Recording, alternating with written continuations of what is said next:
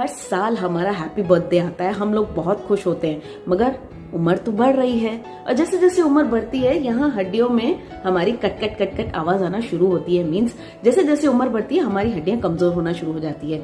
सो हड्डियों को स्ट्रांग करने के लिए क्या करेंगे, चलिए आइए जान लेते हैं फटाफट से। शेयर कर रही हूँ आपसे एक देसी इलाज विच usually I am preferring. 5 teaspoon जितना सफेद तिल लें, उसमें आप ऐड कर लें हाफ कप जितना हुआ भुना हुआ काला चना।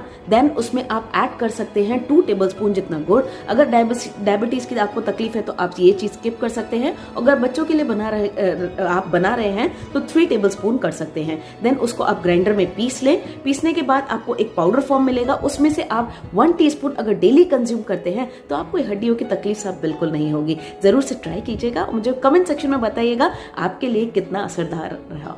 सो दोस्तों, वीडियो अच्छा लगा हो तो वीडियो को लाइक कर दीजिएगा एंड सब्सक्राइब एंड फॉलो करना बिल्कुल ना भूलिएगा।